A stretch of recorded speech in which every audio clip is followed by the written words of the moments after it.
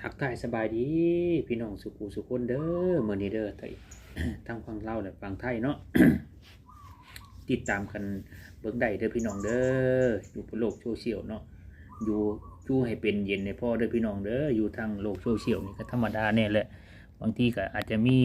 ผิดพลาดกันนิดๆน้อยๆก็ขอโทษขออภัยหลายๆเด้อบางทีก็อาจสิบ่ค่อยเก่งคือเพิ่นเฮ็ดใหม่ๆเนาะเฮาก็เพิ่งหัดเฮ็ดหัดทำใหม่ๆเฮ็ดไปตามอาชีพเจ้าของตามช่องเจ้าของเคยเฮ็ดงานประจำเนาะมันจังค่อยง่ายมันก็ตามอาชีพเจ้าของตามช่องเจ้าของนั่นแหละก็สิได้อัปเดตต่างๆให้เบิ่งเนาะวิธีการซ่อมเครื่องจักรกลนักต่างๆเดี๋ยวก็สิได้ถ่ายทอดจะพยายามถ่ายทอดเรื่อยๆเนาะถ่ายให้เบิ่งเรื่อยๆเฮาเบิ่งของเขาเขาก็เบิ่งของเฮาก็ต่างคนต่างแลกเปลี่ยนความรู้ต่างคนต่างแลกเปลี่ยนประสบการณ์ไปเรื่อยๆเนาะ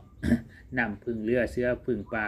เขาเรียกว่าพี่บ้ากับพึ่งสีมหาโพธิ์คนเฮาเนาะต่างพึ่งผ้าอาศัยกัน แลกเปลี่ยนความรู้กูมือนี่เฮาก็ได้เบิ่งผ่านมือถือน้ำแน่นั่นแหละเรียนรู้จากตัวหนังสือไปนํเฮาก็ได้นี่แหละเฮ็ดหยังคิดหยังบ่ออกก็ได้เห็นตามโทรศัพท์เฮาก็เลยคิดออกเนาะต่างๆบางทีก็ได้ต่างคนต่างลงให้กันเบิ่ง แบ่งปันความรู้ทีละนิดละหน่อยกันไปเรื่อยๆสีพยายามลงไปเรื่อยๆเนาะคลิปนี้วิธีการซ่อมรถเครื่องจักรกลนักต่างๆก็สิลงให้ไปเรื่อยๆอาจสิบ่คล่องคือเพิ่นเฮ็ดนั่นแหละ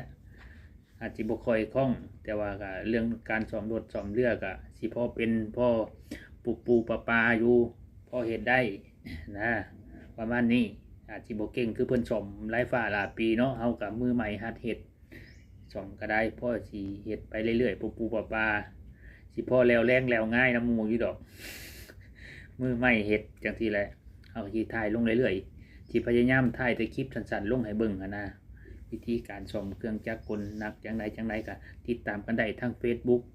ไพวันวงศ์ศรีมณีทาง Facebook ก็ได้เด้อพี่น้องเด้อสุคนติดตามกันได้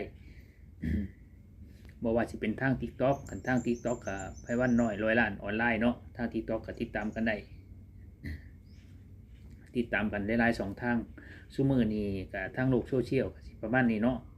ต่างคนต่างเบิ่งของกันเฮาก็เบิ่งของเขาเขาก็เบิ่งของเฮาต่างคนก็ต่างพึ่งกันเด้อพี่น้องเด้อพอเฮ็ดได้พอไปพอมาเนาะคนเฮาก็ได้นี่แหละพึ่งพาอาศัยกันทางโลกโซเชียลนี่แหละ สวัสดีกันทุกผู้ทุกคนเนาะยามเฮาเฮ็ดคลิปก็ถ่ายก็แบ่งปันความรู้แบ่งปันประสบการณ์พอเฮ็ดได้น้ำบ้านน้ำเมืองหมู่ครับผมสวัสดีครับทักทายกันได้เด้อครับผม